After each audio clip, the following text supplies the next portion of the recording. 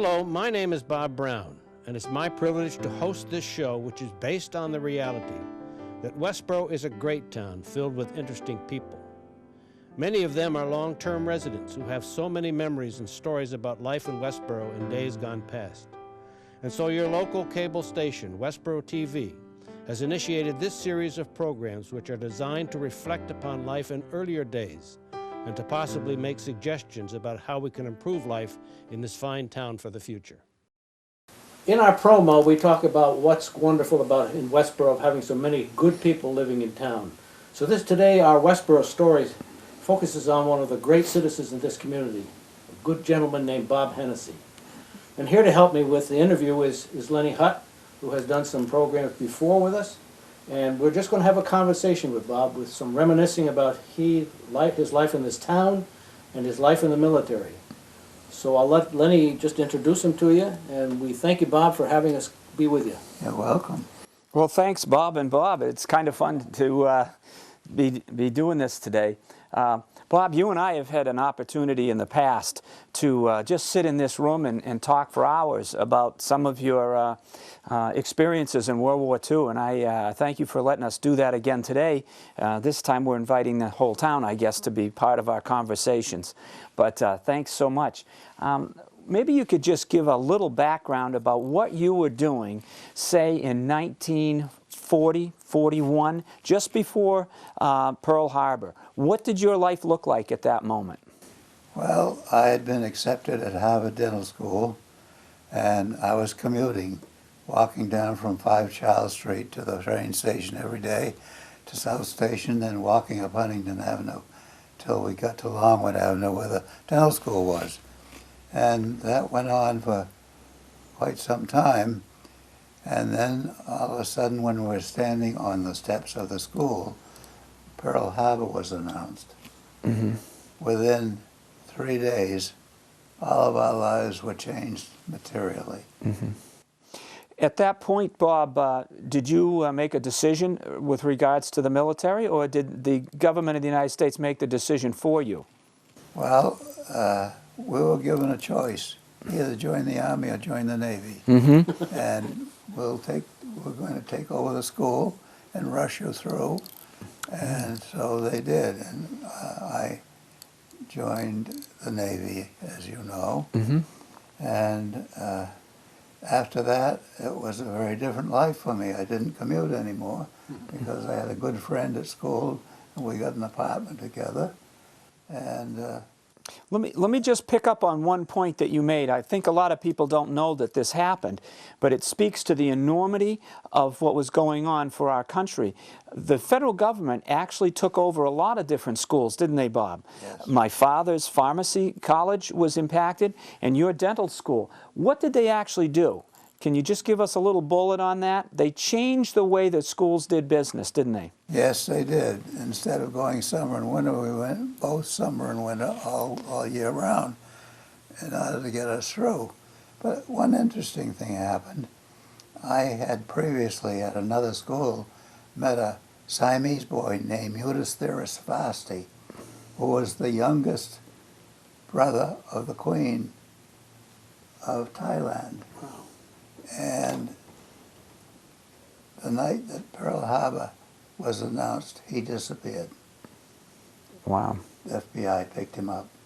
Within a couple of days, they pulled me out of class and questioned me for several hours about his background because I had known him for a while. Mm-hmm. And I never saw him again, but eventually, we called him Sam. Sam became a spy for the United States. Hmm. And much more farther along, he became the ambassador from Thailand to Australia. Is that right? So when the I'm sorry, Bob. Go ahead. So when the federal government took over your school, they accelerated the pace of the education, presumably to get more fellows through so that they could get you injected into this combat situation.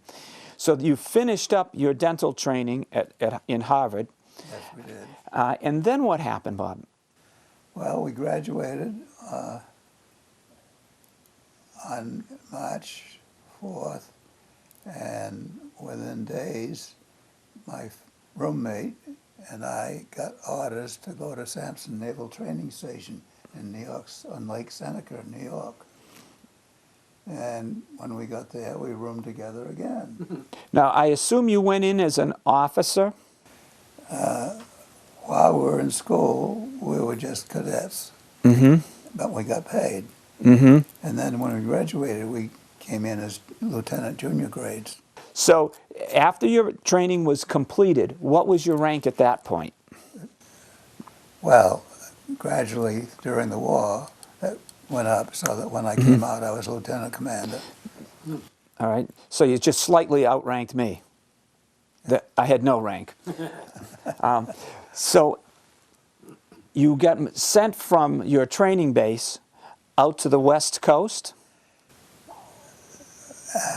Sampson, we were there for about a year, and then eventually my roommate, Phil Sale, who was pictured in here, got shipped out to the West Coast, and then eventually I wrote to Commander, to Admiral Denfeld, said I was anxious to get to sea, but he'd get me a ship, and he got me a ship very promptly. Bob, could you just give us a little snapshot, because some of the folks at home don't know who Admiral Denfeld was and the position that he held during World War II, and the effect that that had on some of the local guys like you or my dad or Joe Nason. Can you give the community just a little idea who Admiral Denfeld was and what he meant to Westborough at that time? Well, Admiral Denfeld lived just 2 doors down from where I lived on Charles Street, as you perhaps know. And he was head of all naval personnel For the United States. in the United States. So he was shoulder to shoulder with the President of the United States and a member of the Joint Chiefs of Staff Yes. from Westborough. And how did that affect a Westborough boy in World War II? Well, he, as I mentioned a few minutes ago, got me on board a ship, and he was instrumental in looking for Joe Nason when he was missing. And Did Admiral Denfeld help some of the other Westborough boys?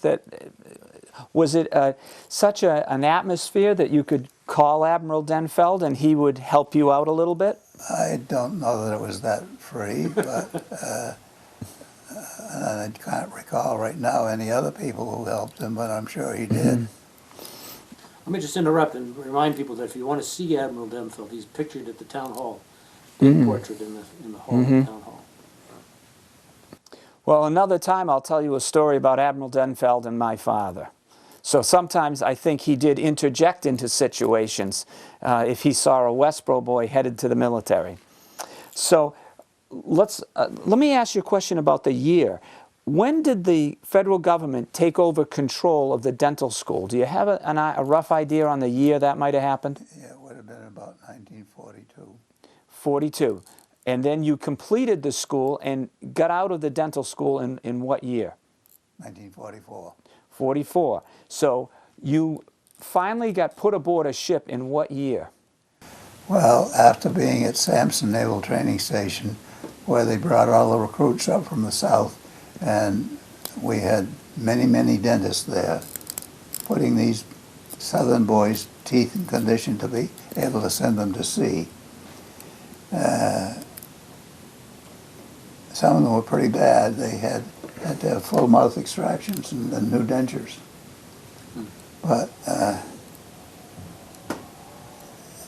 eventually, when I got the ship, I was given 2 weeks off to come home here to Westborough, and then I took my first plane ride across the country to San Francisco. And I went to the Bureau of Ships looking for my ship, and they said, "Oh, your ship won't be in for several weeks." So I said, "What do I do?" They said, "Well, go up to the Plaza Hotel," and we own it, get a room there. So I got a room on the 7th floor of the hotel. The next day, when I went down to report, as I was supposed to each day, I met another man that I had known before, and a dentist named Joe Kozlowski. And he was a charming gentleman. He was so nice to be with every minute. And we had, 3 or 4 or 5 weeks together in San Francisco, where we just toured the city and saw everything there was to see, made a point of not going to eat in any restaurant more than once. And So the accommodations were brutal. so one night, Joe and I were sitting in our room and the phone rang and they said, "Get your gear, come to the airport. We're flying you out to your ship." So I did, and I flew off into the night, I knew not where. And the next day, in the morning, we could see something green down below. And when we landed, the door opened and all these soft smells and soft sounds and sweet smells came into the plane, and they said, "Welcome to Hawaii." Wow. But I never heard from Joe for some time, and then one day I got a letter on the ship with a picture of a man lying on the sidewalk in San Francisco. It was my friend Joe. He fell out the hotel window the night I left. Was killed. Did you have occasion to make any new friends on the ship? Oh, yes. Many friends. Father Michael, for one, the Franciscan priest. And had many experiences that I never would have had if I had not known from the Father Michael. As I recall, Bob, didn't you make it a habit to, as you traveled around in the Pacific Theater, if there was another Westborough person, to kind of look them up and visit them? Am I remembering that right? Yes, you are. I will tell you that in Hawaii, I had to report to the Bureau of Ships every day. And finally, they said, "Yes, your ship's coming in today, but it won't tie up to a dock. There's no room. It'll tie up out in the harbor. You get a water taxi and go out and get aboard and report." And so I got a water taxi. I was running the water taxi, a man named Phil Butterfield, who lived on South Street, just off South Street in Westborough, which was quite a surprise. That's Was he a amazing. baseball player? But Was Butterfield a baseball player? I don't think so. Okay, there was a Butterfield who played baseball for the Yankees. Who else did you run into in the course of the war? Well, I heard that Dick Emery was stationed at Guam, and one day when we happened to be in Guam, we borrowed a Jeep, as we often were able to do, and drove out to Northwest Field, and he was some surprised to see me walk in.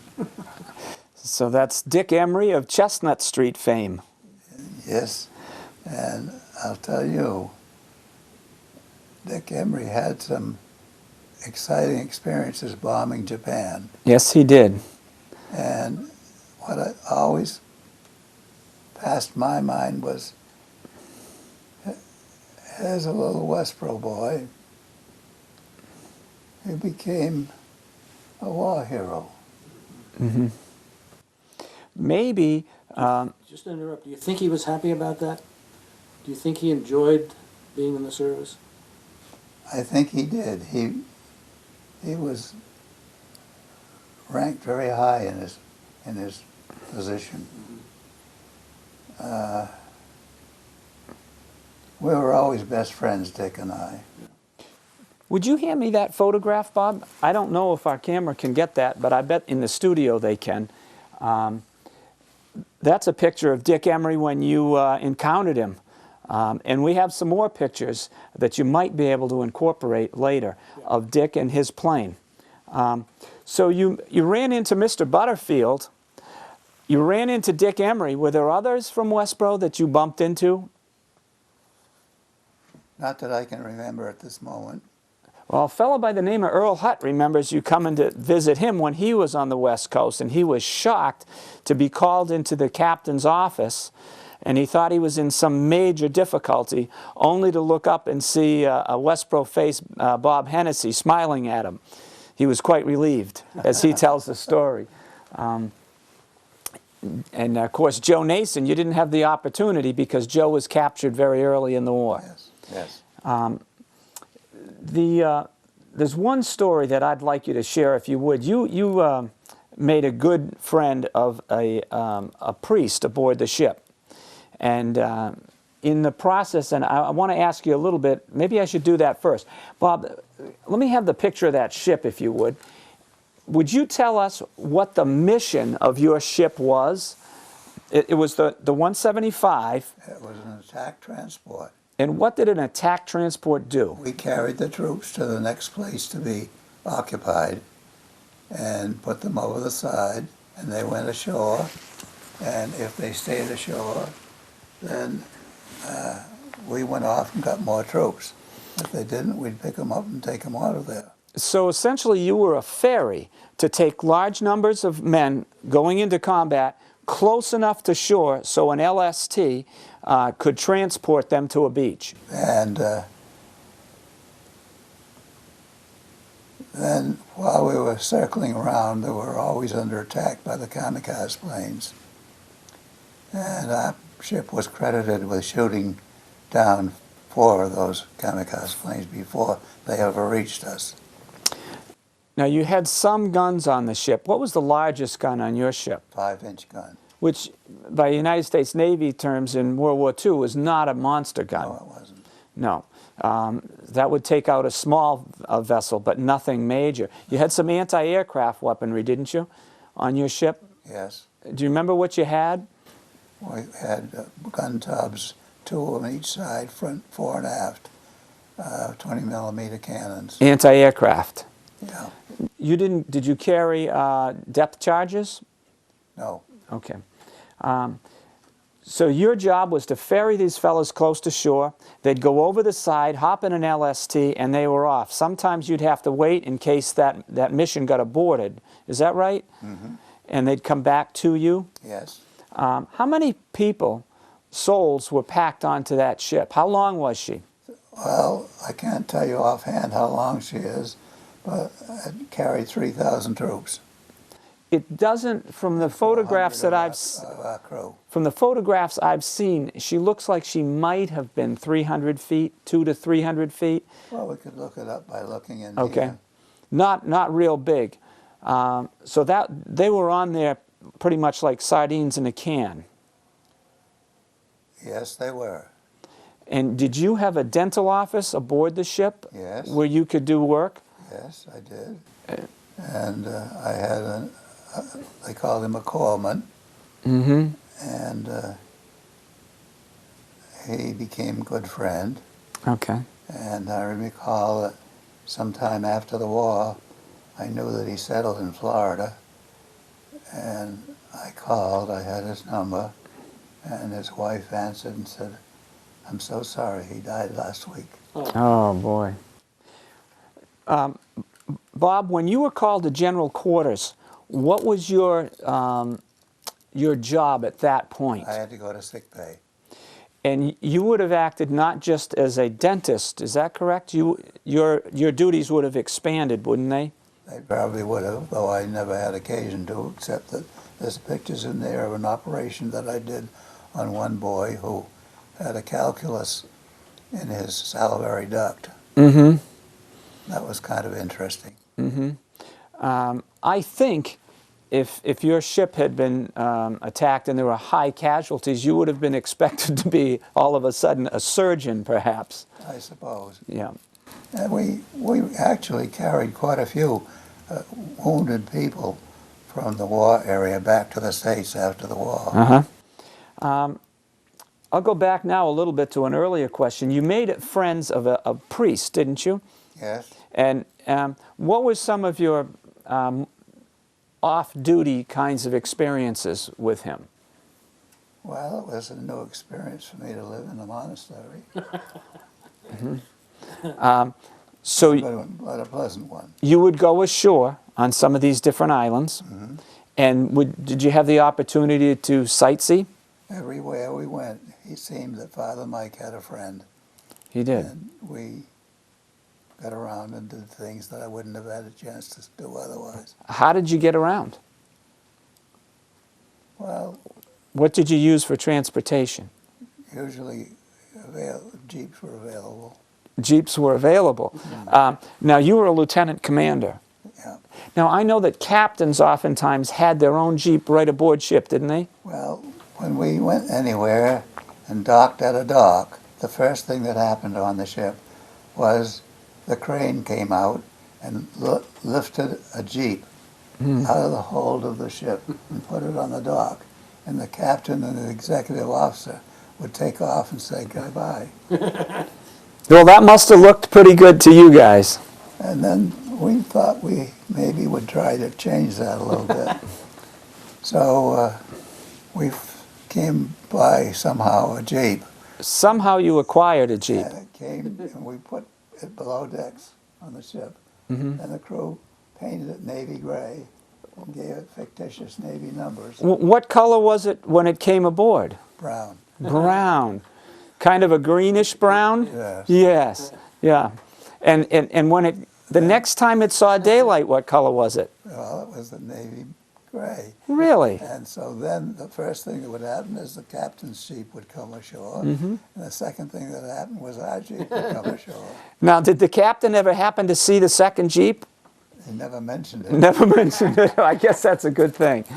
So that gave you your own private transportation. Yes, it did.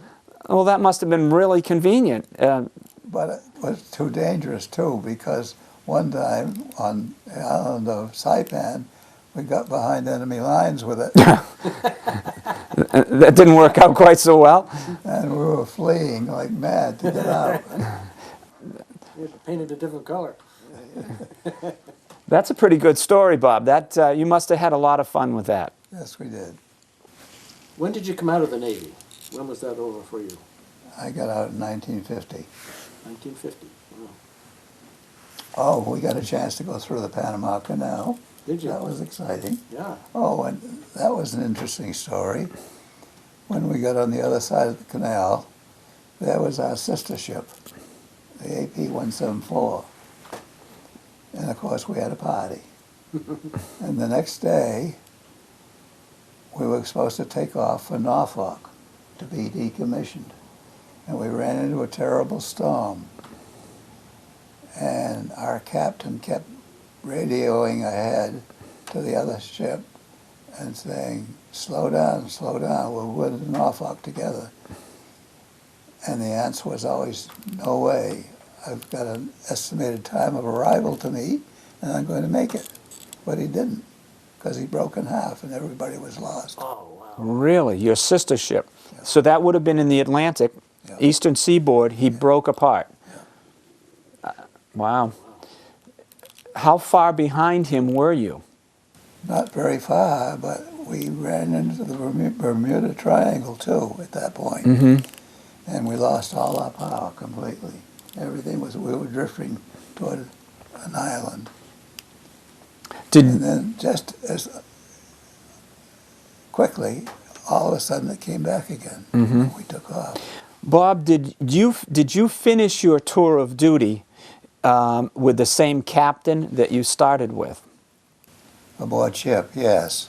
Okay. But I had another captain later on, because at the end of the war I was sent to Boston, and our skipper there was an interesting man.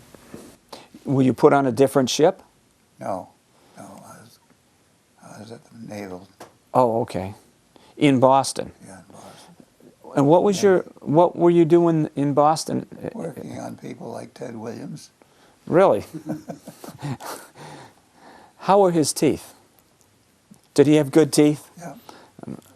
Yeah. That's really interesting. Bob, you had mentioned that you might want to talk to... Yeah. I'm just curious about the Ted Williams story. You know, when I interviewed Joe, he talked about one of the reasons that he was treated relatively nicely by the Japanese was that they thought he knew Ted Williams. Oh, really? And because he kept talking about Ted Williams, they kept saying, well, you get an extra cigarette or you can have some more rice. And that was kind of his salvation there for a while, at least having less hostile treatment. So that's a common thread that you two guys have. Ted Williams. That's great. But to follow up, Bob, you came out of the service, and your ties to Westborough. Let's talk a little bit about that. Where were you raised here in Westborough? Were you born here in Westborough? I was born in Holyoke, Mass, and delivered by my uncle, Uncle Nathaniel Haywood. And then my father was working in Boston, and we lived in Auburndale for a while, and then West Roxbury. And at West Roxbury, I remember seeing a fire engine come down the road, pulled by 3 white horses, galloping away. And that was kind of different. Yeah, yeah. When did you come to Westborough? And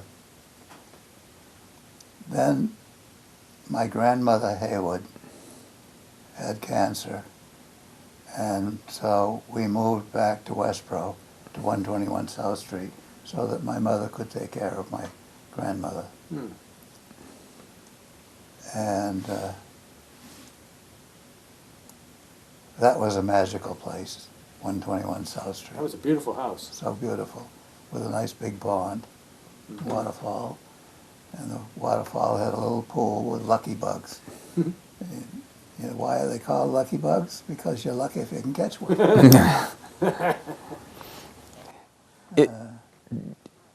When did you acquire your love of horses, Bob? I think it must have come from my grandfather, Haywood, because he was in the furniture business in Gardner, and he had a man who ran the farm. They had cows, horses, and so forth, and on Friday noon, he would saddle up his horse in Gardner and ride home 40 miles to Westborough. And Monday morning, he would ride back. Wow. Approximately what year might that have been? Well,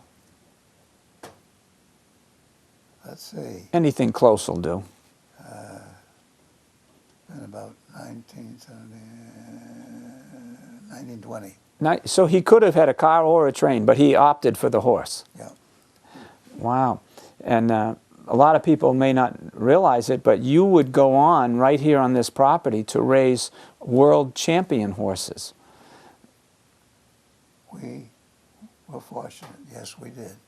Yeah, I think is there a picture of our old friend on the wall? No, I don't see one today, but No.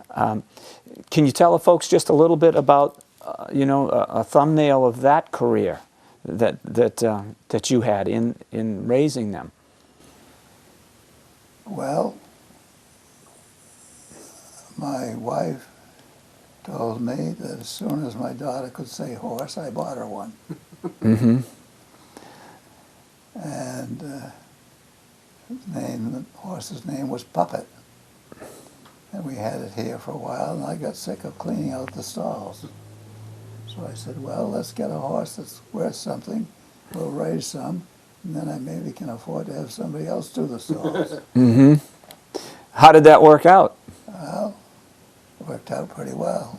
You want to tell us about one horse in particular? Yes, I saw him down in Virginia. I couldn't take my eyes off of him. He was so beautiful, the way he trotted. And when I got back, I called back down to the place and said, I'm going to buy that horse. He's on the sales list. He said, no. He said, I just took him off the sales list. I'm not going to sell him. But a couple of weeks later, he called me and said, I tell you what, I'll sell you half interest in that horse. You can have him up at your house. So he sent him up in his big van. And we had him trained, and he was so outstanding. He won national championship in 3 different categories, which was very unusual. And that horse traveled and won all over. Oh yes, we took him to Albuquerque, New Mexico, showed out there, and Louisville, Kentucky, and up into Canada, and but he was such a nice animal. My children could hook him up in the buggy, drive him downtown, park him in front of the drugstore, and he'd wait for him. And then they'd go take him to a show on the weekend and they'd devastate the competition. How many animals did you actually raise here on the farm, Bob? Any idea? Well, I don't know exactly how many, but many, many. Yeah. And you had some others that did very well too, that Yes, were the offspring of had some that others. animal. Yeah. And we still see you down at the barn shoveling it out today. So it couldn't have been that distasteful. Well, I do some things at the barn, but I don't do all of the work. Do you mind telling us how old you are? Well, I guess it's 94. 94. And you said to me when we were talking about setting up this interview that you had to do it at a certain time and because you wanted to get your barn chores done. I got them done. You got them done, good man. And you've been getting them done for just a few years. That's great. Bob, could you tell us a little bit about the neighborhood right here? Your farm is a beautiful piece of land, and you've kept it looking magnificently. You built a new barn out back and a little corral for your tractors. And Well, when we bought this house, it didn't have this extension on it with a garage. And all it had with it was 2 acres of land. But gradually through the years, as things came on the market, we were able to pick them up. And it was my desire to keep this open land for all time.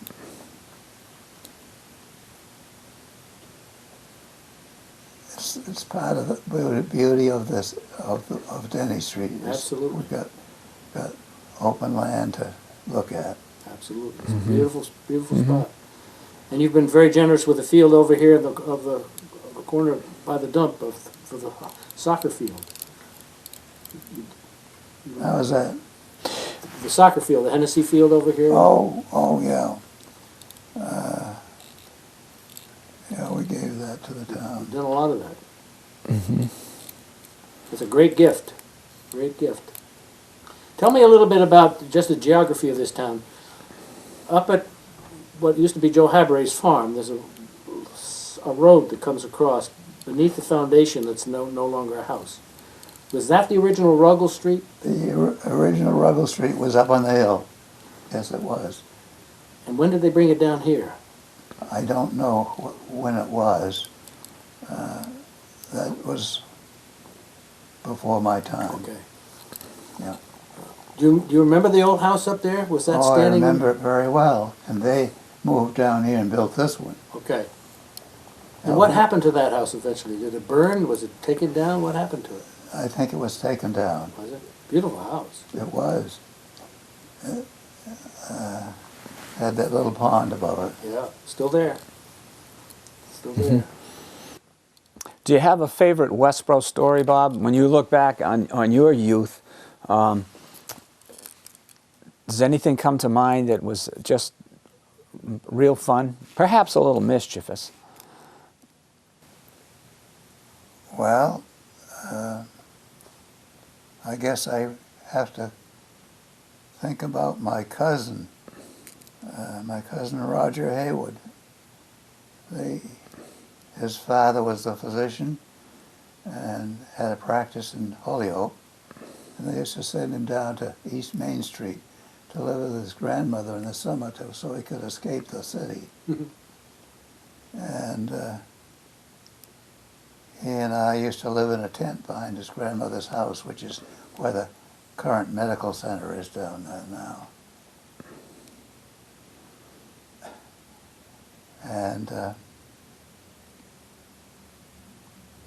But you mentioned Dick Emery, and you and Joe Nason had some fun together, didn't you? Yes, Dick and Joe and I used to go hunting in the area together. I think you were thinking about something that you and your cousin did together. Well, some of the things I think I shouldn't think about. Okay.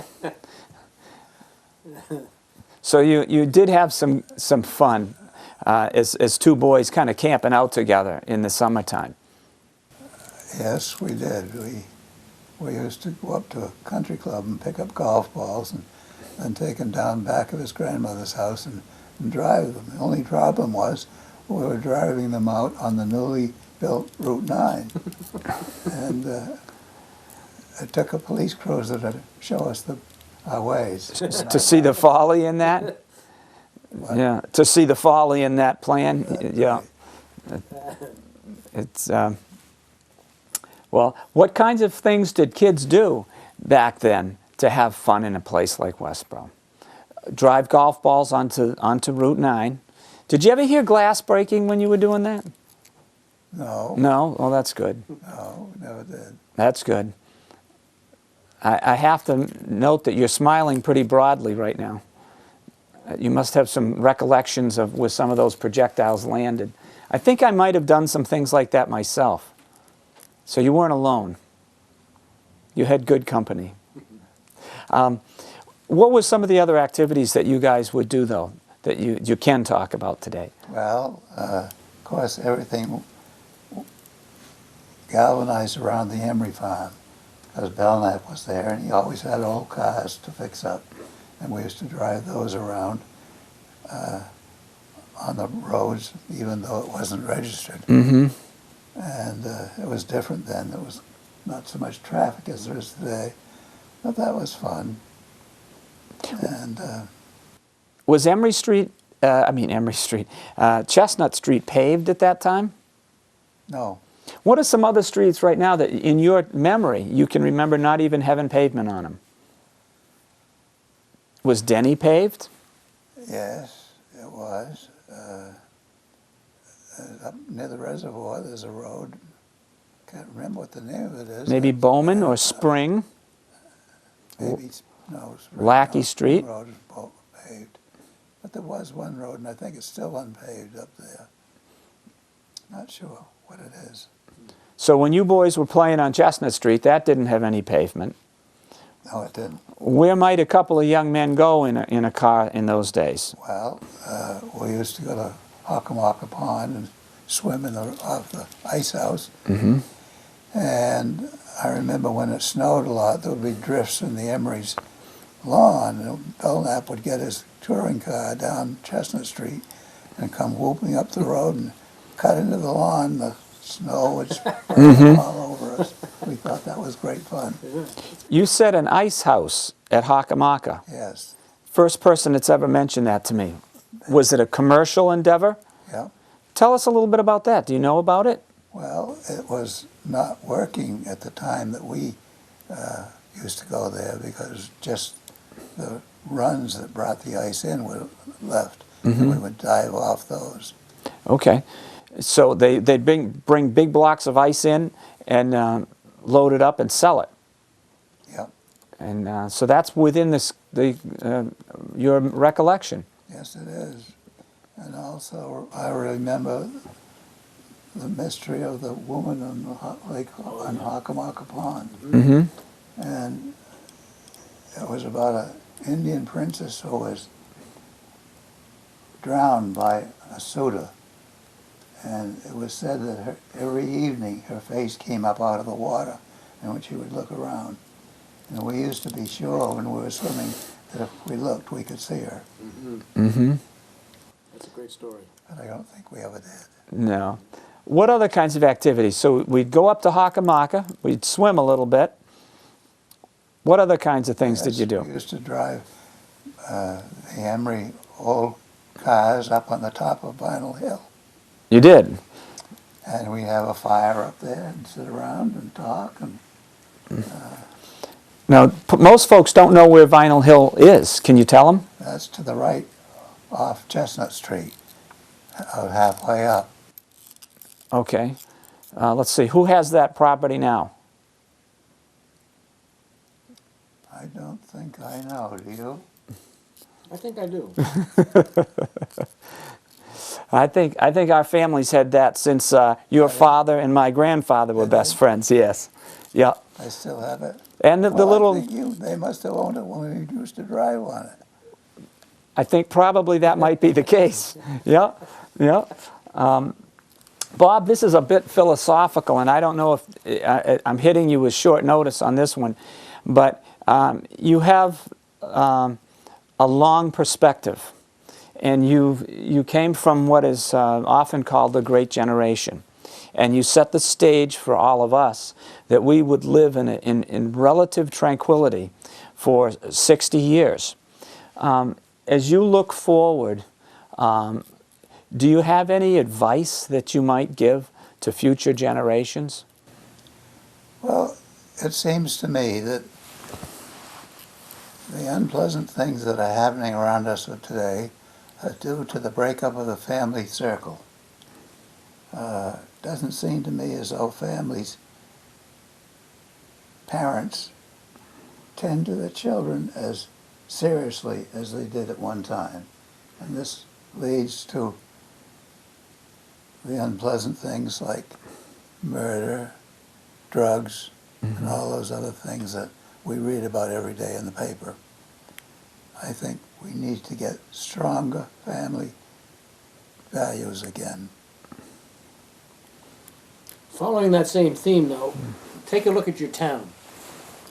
What would you like to see improved in this town? Where's it falling apart now that you think should be fixed? What things are we weak on? We're now in discussion about a new firehouse and about rehabbing the town hall and rehabbing the Forbes building and that sort of thing.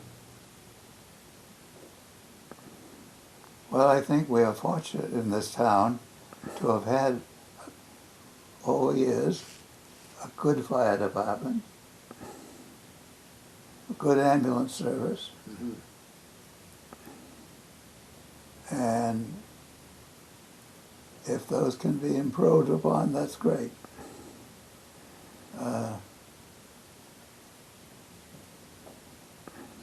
We have a lot of trouble with the railroad bridge. We'll solve that. That's right. That's kind of fun, though. I mean, that's our amusement, to watch trucks get stuck under there. Well, the man who owns the automotive store down near the bridge has an album of all the cars, trucks that are stuck under that. Must be many pages. So the family unit going forward is something that, if you were giving sage advice, we might want to focus our attention on families and perhaps the values that we give our children. That would seem so. Well, And I guess also in terms of the improvement of the town, what you have done in terms of vowing to keep this land open and available as open space is a major contribution to the welfare of this town.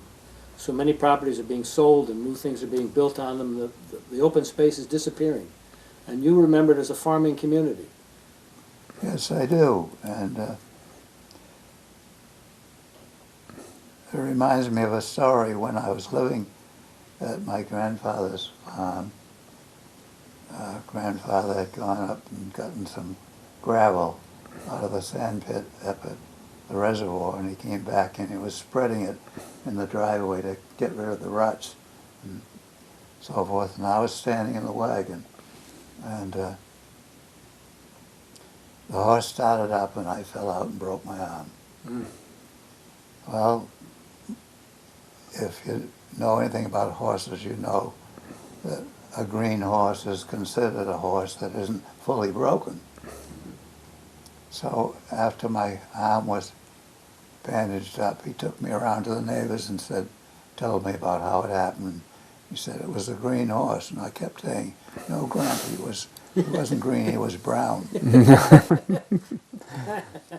Yeah. I guess we've all got a few little fun stories like that as children. Well, Anything else you want to ask him? no, I just say thank you so much, and it was a pleasure to spend some time with you today. It was interesting to do. Yeah, and I hope that perhaps the studio is able to take some of these pictures, and they might be able to splice them in a little bit. Into the pictures, right? Yeah. And I want to echo what Lenny has said. We thank you very much for taking the time to be with us today and exposing a little bit of your life to this town. They need to know about you, and I'm thrilled that you chose to do this. Thank you for inviting me. Well, thank you for having us.